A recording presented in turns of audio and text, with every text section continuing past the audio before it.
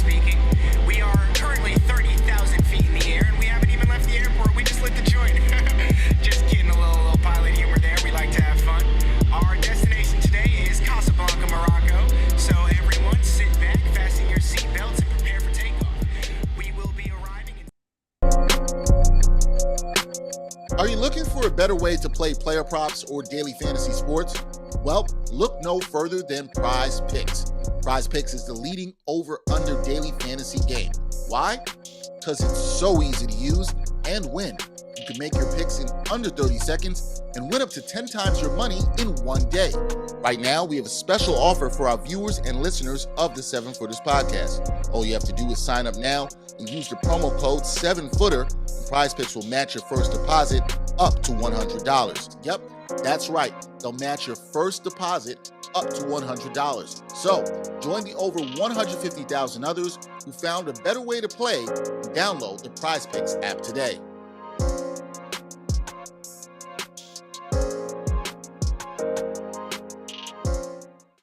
Seven footers. What is going on? We're back. Jarod and I, you know, it is the off season, but Jarod, things aren't boring at all. No, How we doing over there? I'm good. You know, there's always something going on. These dudes always wilding. Always, there's just always something happening, John. Kyrie Irving out here disturbing my damn peace every damn day.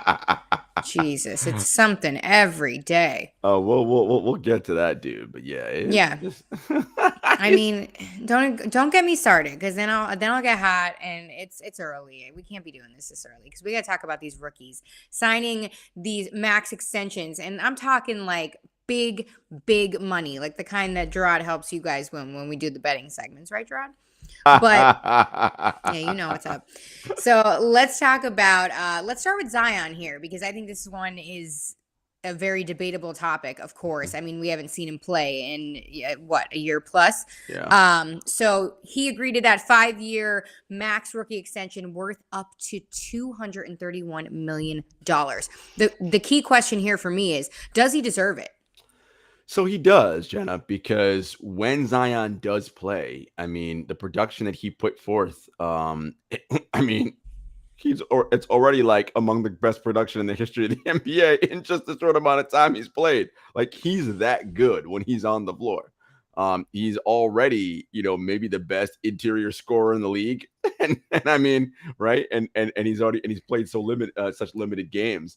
Of course, your fear and concern is the injury, but we're talking potential here, and what this guy can do if you're able to get healthy seasons out of him. Wow. I mean, Jenna, so we saw in round 1 of the playoffs how the Pelicans gave the number 1 seeded Suns all the trouble they could handle, right? Going 6 games.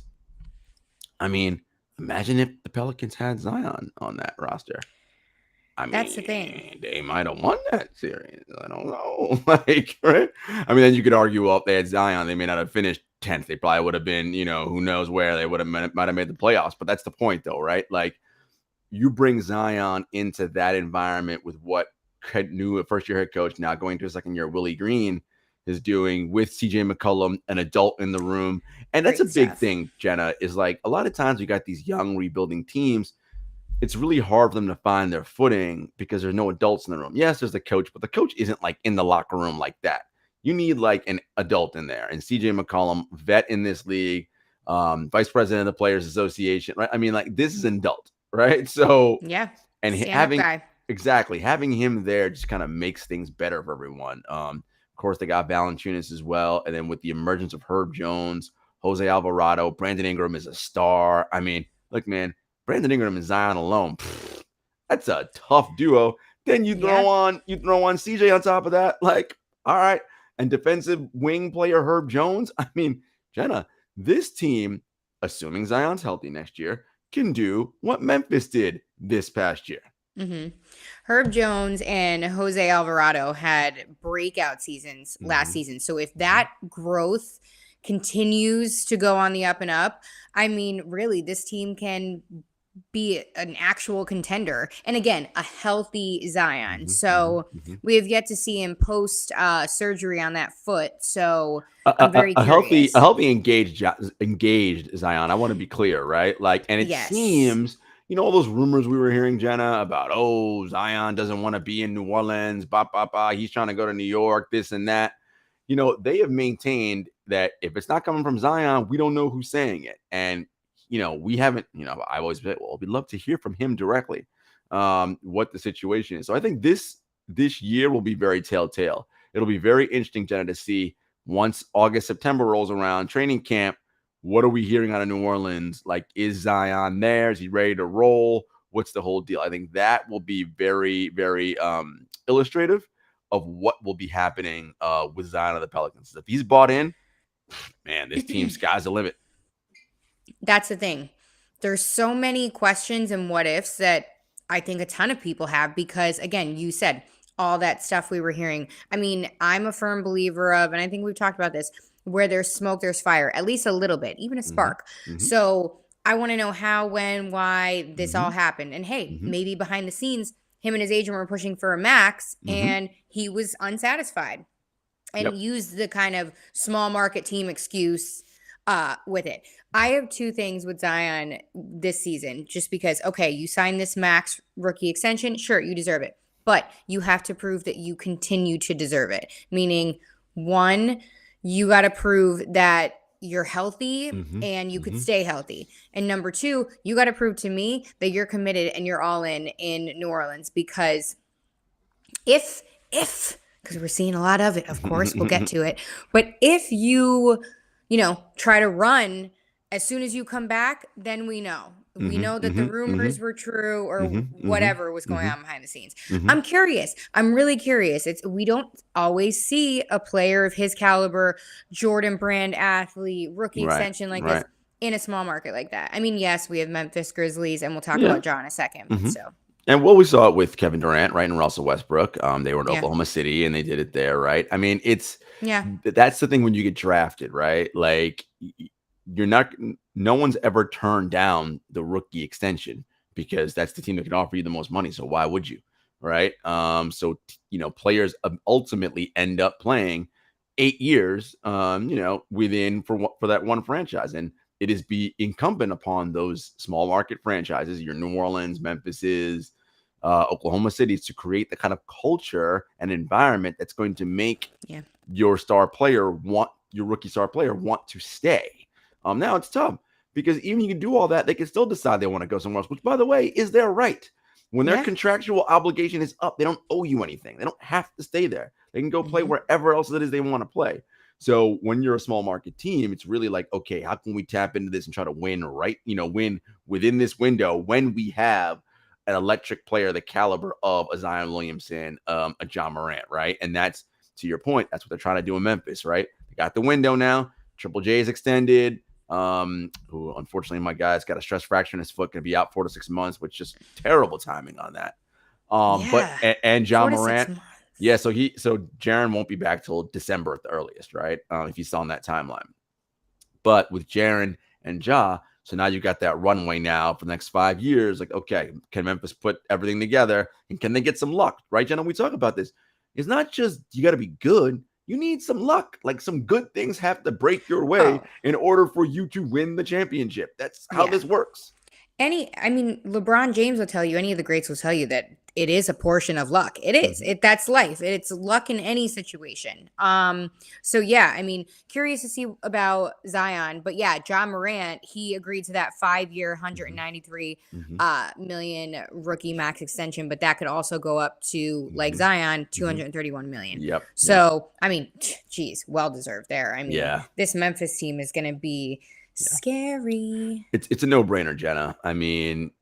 This is, so as you guys know, I work over at True. We have a new stat that we created over there called bonus wins.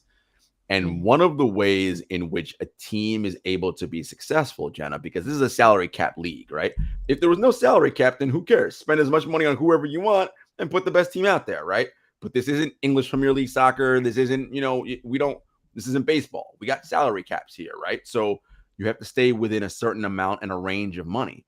And when you do that, the more players you have on max deals, Brooklyn and Los Angeles, the less money you have to spend on other parts of your roster.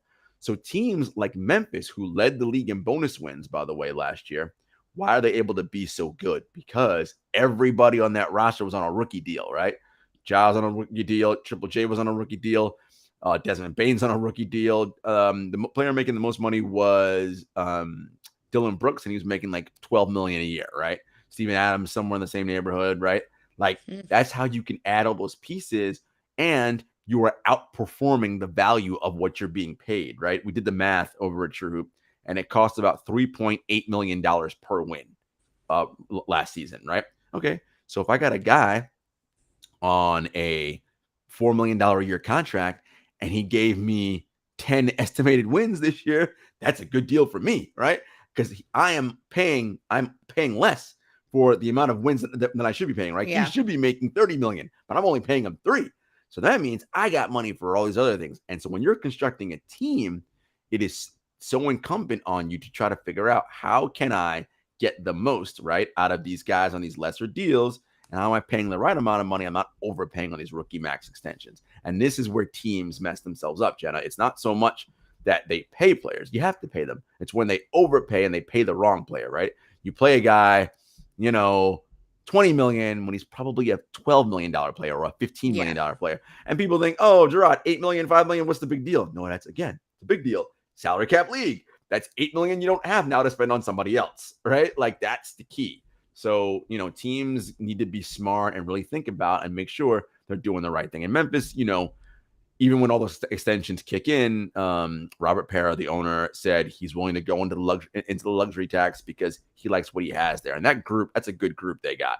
And I think it'll be interesting to see how Zaire Williams develops this summer, right? Again, because they'll give them another player on a rookie deal. If he's able to outperform what he's being paid, that's right. That helps us win, and we can go out and do other things. So it's a smart move. But again, Ja on the rookie max extension, no brainer, of course. This is a guy he's a perennial All NBA player, made his first All NBA team this past season, going to be a perennial MVP candidate. So yeah, you got to pay. 100%, no brainer there. I mean, congratulations, good for them. I mean, I hope they, spend their money wisely and invest and save. That's what I wish they told some people that flopped in the league with their finances. All right, let's talk about free agency moves because, as you guys know, last Thursday, players were able to start negotiating their contracts. So let's get into this because we have a lot of moves and different things happening. And we will get to the Hamptons off the court later. But let's talk about a meeting that went down in the Hamptons, reportedly, of course, with James Harden and the Sixers to negotiate his contract, his deal. What happened there? What went on? What do you know? Yeah, so what that's about, Jenna, is here's the crazy thing about the James Harden situation. So Brooklyn had on the table for James Harden a 5-year maximum extension deal. That was on the table for James Harden, or 4-year, excuse me. We know what happened with Kyrie Irving not taking the vaccine, all that. James got annoyed, forced his way out of Brooklyn over to Philly. So he now is not going to get that maximum extension from Philly because they got to pay other players. They got Embiid. They're trying to sign other guys. What's going to happen is you're going to end up working out some sort of lesser deal to have Harden take less money now, figure out some wink backroom deal where he gets the bulk of it some other way, deferred, however they figure it out to circumvent the cap rules, but allow them flexibility so they're able to sign other players. Because, Philly's in win now mode, right? Like you got Embiid in his prime as an MVP candidate. Harden, we saw how he played last year, Jenna. It's not great coming off the hamstring and all that. So it'll be interesting to see what happens there. But I think what this is, again, this is a move by Daryl Morey to figure out, okay, how can we get a little bit of space and relief so that we can get some more players in here.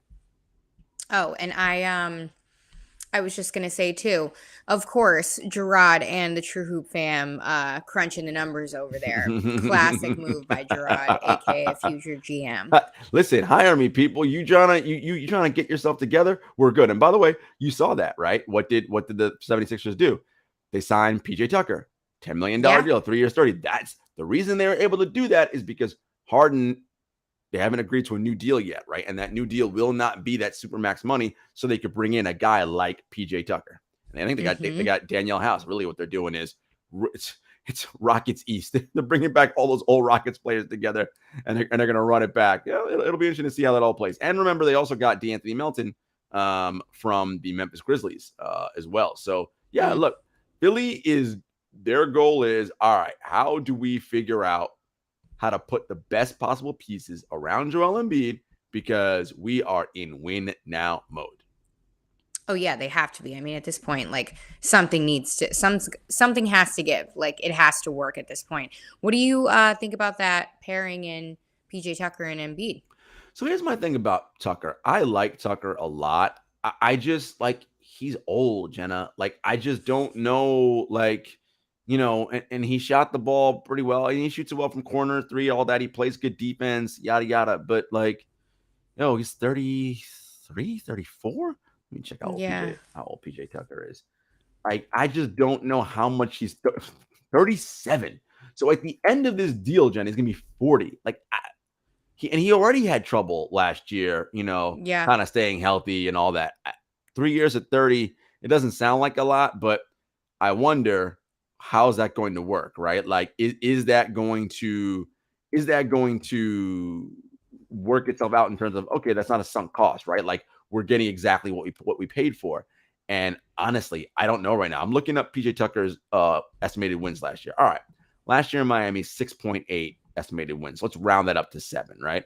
So based on that, and based on our calculation, he should get paid somewhere in the $20 million range. So good on them, right? They're actually paying him less, only 10. But will he be able to maintain that same production that he did in Miami the next 3 years? Maybe, maybe not. We'll see. So we'll see. Let's put it this way. If he's able to maintain the production, I like it just fine.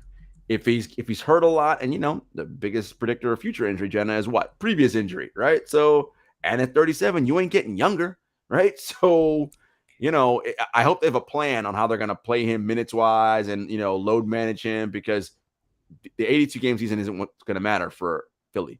It's the 16 games you need to win the championship. That's what they're focused on. Yeah. The one thing that I think Tucker has on his side is that look at his past couple teams. Yeah, he's become more of a journeyman lately, but like, look at his past couple teams. Bucks, the Heat, the Bucks, like these are contending teams that, and everybody knows, to be on the Heat, you got to be like slim and trim, baby. Like, you got to be up in there. So, I mean, the fact that you hear from all of his teammates and like the feedback that he's like a great teammate, great to be around. Guy. Like, yeah. Yeah. So, maybe he'll gel well in Philadelphia. Maybe we'll see. We shall see. We shall see. All right. Who do we want to chat about next in the free agency pool here? It wasn't a free agency move, but it was a trade, and I really liked it, is what Boston did, Jenna, by getting Malcolm Brogdon. So one of the things that teams do, right, is whatever the most recent thing that happened to them is, they try to correct that problem, right? Whatever the problem is. And for Boston, it was turnovers, right? They had a really tough time holding on to the ball late in games, particularly in the finals against the Warriors. And they couldn't really get into the kind of offense they wanted to as well as they could. And, Marcus Smart, great player, but, everyone's like, not quite the traditional true point guard people talk about. Yeah. Brogdon, however, right, gives you a little bit of that, right? He's a playmaker, not a little bit, a lot of that. He's more of that traditional style, not going to turn the ball over, going to get everybody into their sets, get Tatum and Brown the ball where they like it. And he's a very good 3-point shooter, right? This gives you another weapon on the floor that I think, if you play it back and they have Brogdon and Smart on the floor, or they interchange them against the Warriors. Do they win that series? Maybe, right? Like, but the way that the playoffs played out last season isn't how they're going to play out this season, right? Like, No. this coming season, we have no idea what's going to happen in the East and who's going to be who's going to be healthy, what's not going to happen. But I think this is a good pickup for them, and it allows him to play. He's a very smart, high IQ player, plays very good defense. Like, he's going to fit seamlessly into what they do in Boston. And so I like that move a lot for Ime Udoka in Boston.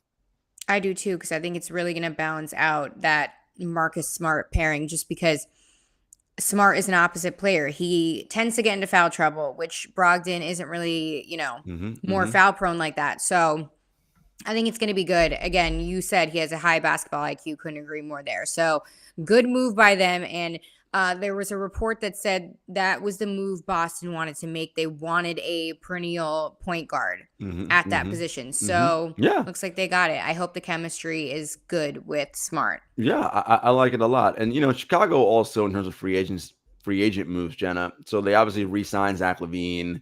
They picked up Andre Drummond. They got Goran Dragic. I think for Chicago, this was a team that was leading the East at one point this past season, right? Before the injuries hit. I think for them, if they come back and they're healthy next year, they may feel like, hey, look, we got something we could say about how the East plays out and what goes on. So I think, again, it's all of it's fascinating. I like what a lot of teams did. We mentioned the rookies who got their deals. Of course, Darius Garland also signed his extension as well. So well deserved. Yeah. So, look, in Phoenix with Evan Mobley and Jarrett Allen, and this is I like a lot of what they're doing. So I think everything is setting up well for the East to be, again, a powerhouse of a conference like it was last year. And that's nothing to say about whatever's going on in Brooklyn, which I don't even know. Jarod. I don't Jarod, it's so bad. Like, it's so bad. Like, I don't get it. But, as we've touched on, KD, Kyrie, they both want out, reportedly. No, I'm kidding. They both requested damn trades. Like, they want the hell out of Brooklyn. But reportedly, when it comes to the reasoning and the rumors about where they might go, what they want to do, this and that, blah, blah, blah. But Chris Haynes, he reported that the Nets are maintaining discussions between the Lakers about Kyrie Irving, but it still remains preliminary at this point. And then Shams also went on the Pat McAfee show and was like, yeah, nothing's really going down there. Like, there's nothing to report. So what the hell is happening? Does Kyrie want to be in LA, or what? Knows? What does Kyrie want? I think that's the biggest question of the century. I don't think Kyrie knows what Kyrie wants. So, I mean, what are we talking about here, right? Look, here's the reality of this situation right now.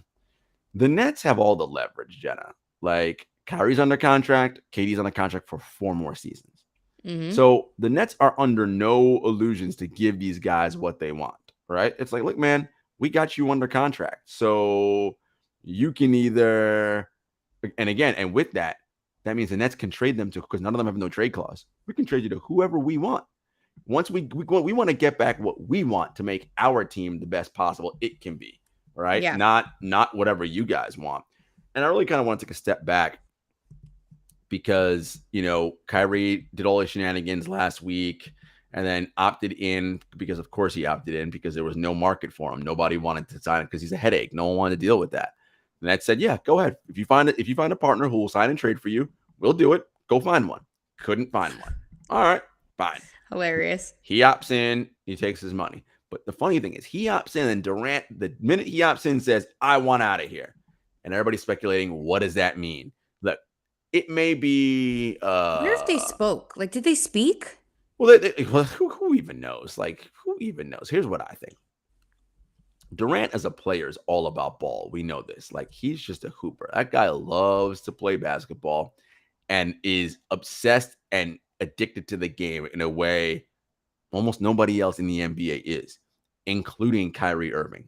Kyrie Irving may be this like artist, masterpiece, whatever, that is artist and like amazing, incredible, blah, blah, blah, that Durant talks about, but he don't love the game the way you love the game, KD. Like, it's very obvious he doesn't, because he doesn't do everything necessary to be on the floor and play, right?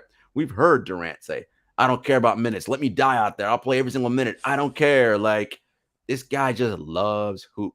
Kyrie don't love basketball like that. It's very obvious he doesn't, because if he did, he would be there all the time. This dude doesn't come to work, right? Every other week, it's some reason for why he's not going to play, all right? It's always something with this guy. And I think Durant's got to realize, I can't be hitching my wagon to this dude. Like, I can't, my basketball legacy cannot be tied to this guy for the rest of my career, because he don't love basketball the way I love it. So I think because Kyrie's his boy and they're still tight, which, by the way, man, that is one of the tightest friendships I've ever seen, because I don't love none of my friends that much to be like, you know what I mean? It's like, nah, we good. Tell us the secret. What the hell are y'all bonding over? Like, seriously. I mean, that is some wild stuff, man. Loyalty. So again, it's okay. I can't publicly say I don't want him around because he's my boy. So once he opts in, I'm going to opt out under the guise of, well, you didn't extend Kyrie, so I'm mad at you guys. So I want out of here. But knowing, Jenna, that any trade demand for Kevin Durant will require a haul, not just in terms of draft capital, but with existing all-star level players. Let's take a look at the recent trade that just happened over the weekend. Utah Jazz, well, no longer now in Utah, but he's now on the Minnesota Timberwolves. But three-time Defensive Player of the Year, Rudy Gobert. Here's what the Jazz got back in return: Malik Beasley, Patrick Beverley, Leandro Balmaro, Walter Kessler, Jared Vanderbilt, the 2023, 2025, 2027, 2029 Minnesota first-round picks, and the 2026 pick swap. So Rudy Gobert went for 5 first-round draft picks, essentially, and 5 players, one of them in Jared Vanderbilt, a young guy with a ton of upside. And that's Rudy Gobert, who, by the way, excellent. I just said 3-time Defensive Player of the Year. That's a lot. All defensive player. So he went for that. What you think the Nets are going to want for Kevin Durant? Right? 4 first-round picks at a minimum. 3 or 4 pick swaps at a minimum. Okay, so let's just assume you have the draft capital to give that up. Okay, because again, see, this is the thing, Jenna.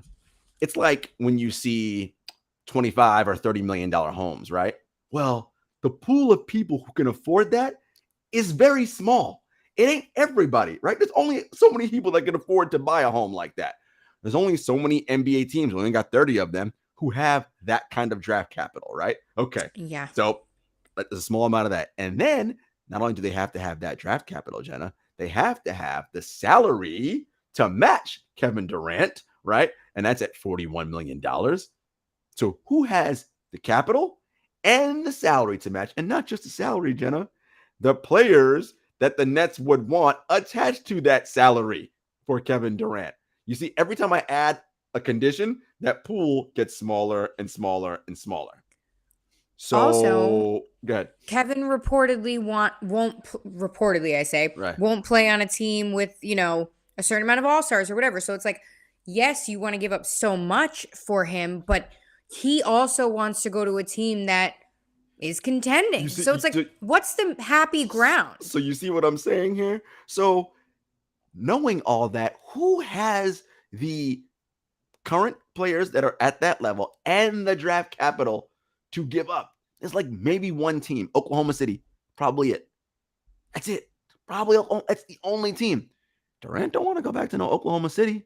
And if he goes to Oklahoma City and they give all that up, they ain't gonna be ready to win no championship. What if there's like a major plot twist and like he goes to the Lakers and they send Anthony Davis to Brooklyn? Oh dear God. I mean, could you imagine? I don't think LeBron and Kevin want to be on the same team. Not because they don't get along or anything like that. That's just there's only so much oxygen available in the room, right? Like And you like both them dudes can't be in there. That's just not No, like, I hear you. you But know, crazier things I or mean, crazy things happen here in the association. this is the NBA where literally crazy happens every day. But my point being, Jenna, is that so the Nets will ultimately say, well, Kevin, we tried to trade you, but we didn't get a package we thought was worthwhile because you are, after all, Kevin Durant. So guess what, buddy? You're under contract for 4 more years. So we'll keep trying to trade you, but you're going to come and play. And here's the thing. Kevin Durant is not James Harden. He's not Kyrie. He ain't going to sit at home and not play. He's not going to show up on the court and dog it. Like that's not him. That's not him. Yeah. He's not going to do those things. So he's going to play. And so here's the thing. Now you look at the Nets roster and you're like, well, wait a minute.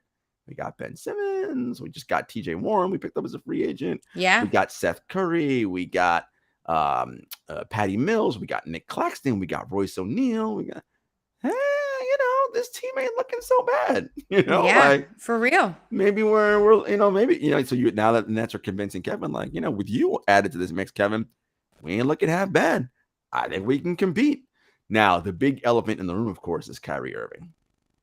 And I think for Nets management's sake, Steve Nash's sake, honestly, the team's sake, Kevin Durant's sake, they got to get Kyrie Irving out of there. Like, he is a black cloud that hangs over that franchise. Like, he is. Like, and again, and this is, whenever you like critique players, they take like, you're attacking me personally. It's like, look, as a player, Kyrie is brilliant. We say it on this show all the time. He may be, pound for pound, maybe the most talented player in the NBA. Like, he's so freaking good at basketball. It's stupid. It's absurd. But this is not an individual sport where you can just come and go as you please, work your own schedule, and do your own thing. That's not how this works. This is a team thing. And if our goal is to win a championship, Coach Thorpe talks about this all the time. You've seen crew racing before, right? Everyone in the boat has to be rowing on the same tempo and in the same direction. What happens when one person stops rowing or is not rowing on beat with everybody else? That ain't good. Your boat ain't going at the optimum speed it's supposed to go. This is a problem. Everyone has to be rowing together in the same direction. Kyrie don't row in the same direction. Hell, Kyrie ain't even in the boat half the time. Okay? Like, so very, very true. This is a problem. And in the NBA, as we all know, and I say it all the time, this league is hard enough as it is to win. It is really, really hard. Why are you purposely bringing in discord and discontent into your environment? Because here's the thing. Some other thing is going to happen. Someone's going to get injured. Something is going to happen. We know that. It's the NBA. Why are you already starting it out by saying, yeah, we're going to, not only is something going to happen, we're going to add more bullshit to it by keeping this dude around. Like, it's just dumb. It doesn't make any sense. And Kyrie, has not demonstrated the ability to be a good soldier and just do what he's supposed to do. And that's unfortunate because he's uber talented. It is unfortunate. I mean, I'm very curious to see what's going to happen in Brooklyn because, I mean, they kind of have their hands like chained a little bit.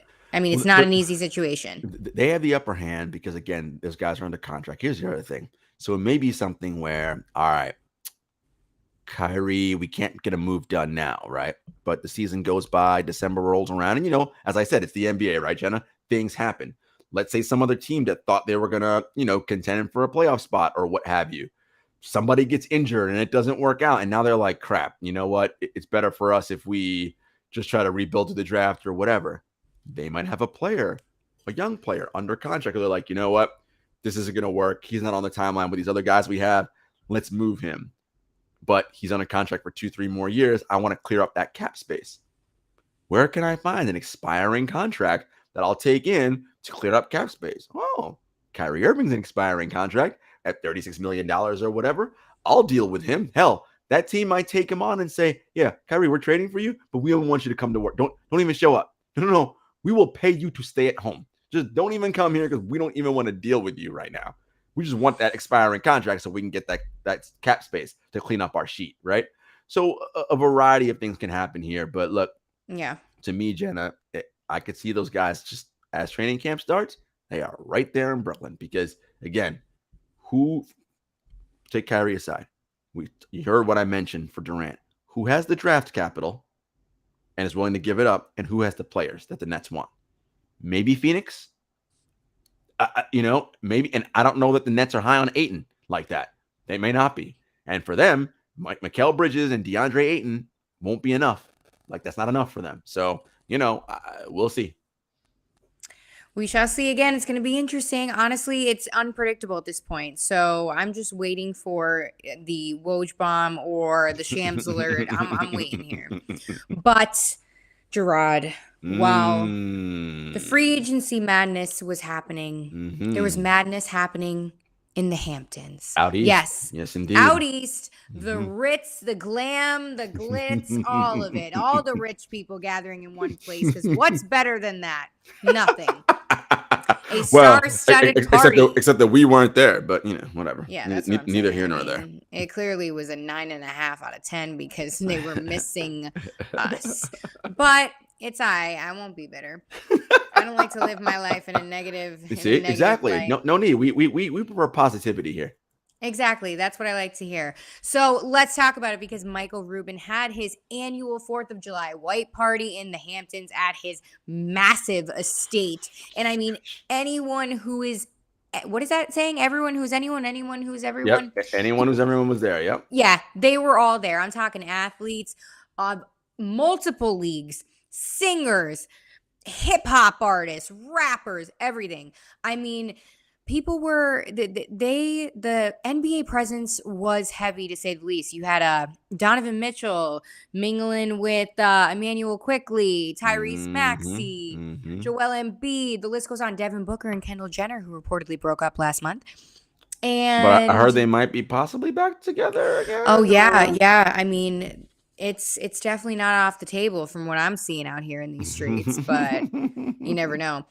Jason Tatum sparking romance rumors again with Grammy winner Ella Mai, British singer, voice of an angel. I mean, clearly he's not too upset about that finals loss to the Warriors, so it's I mean, Draymond Green was out there, Grant Williams, CJ McCollum, James Harden, Who else? Joel Embiid, Maxey, Odell Beckham Jr. OBJ was there.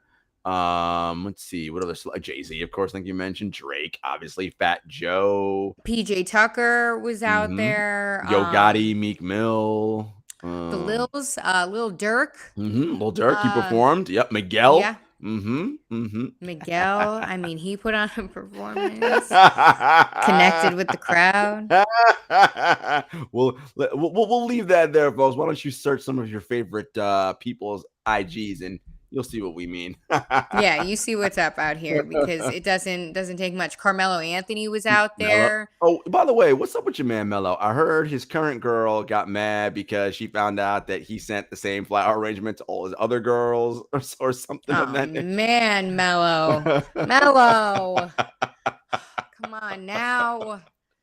Like, I'm a big fan of Melo. I would love to just hear what he says, like when he is trying to spit game. If he spits game, he's probably just like, look, man, it's just easier to keep it all in one place and just make it the same thing. Like I get it. Like when they find out, you playing yourself, but Hey, I mean, listen.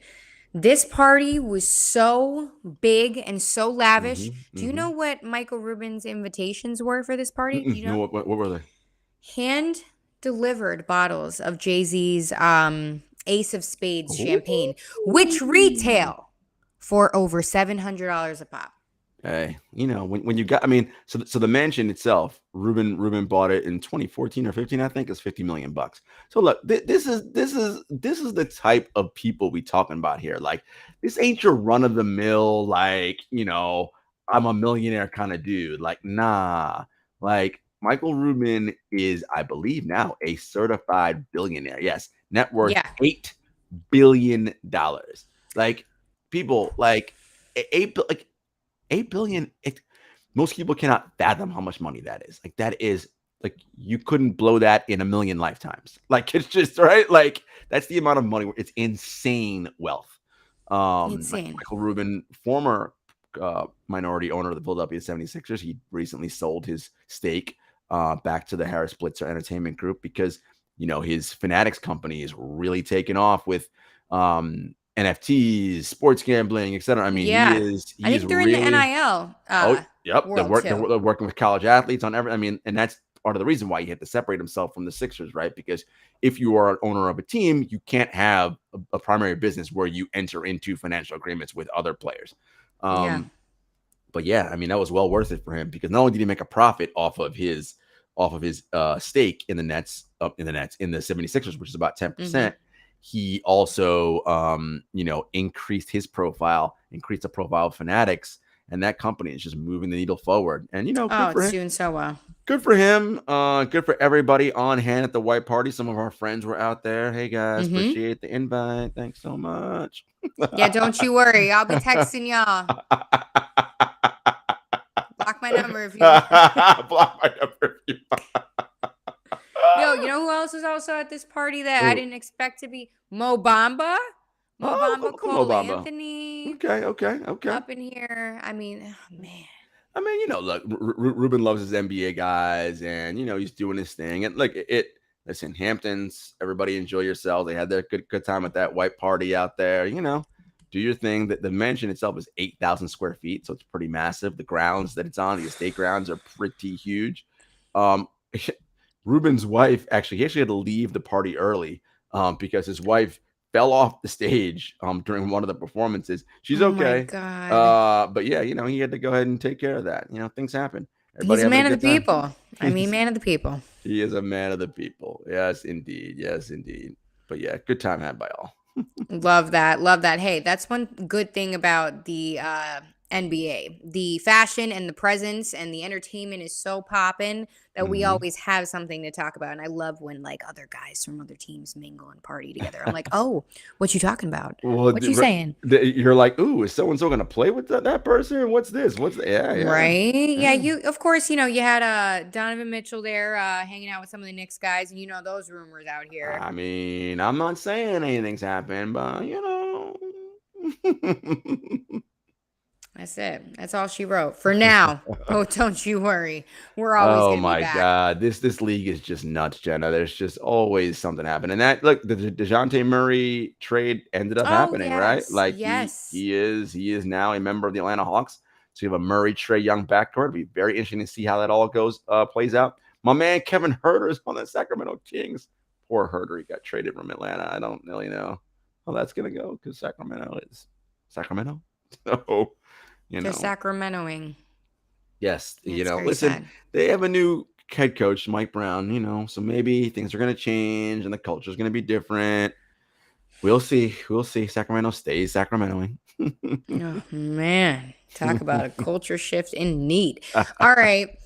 Tell them where they could find us, Jarod, because y'all know you got to stick with us. Yeah, stick with us. We are part of the Props Network. You can find us on Apple Podcasts, Spotify, YouTube, Stitcher, SoundCloud, all that jazz. She is at Jenna Lemoncelli. I am at JS Hector. We are at Simplers Pod on Twitter, at Simplers Podcast on Instagram. And until next time, everybody, peace.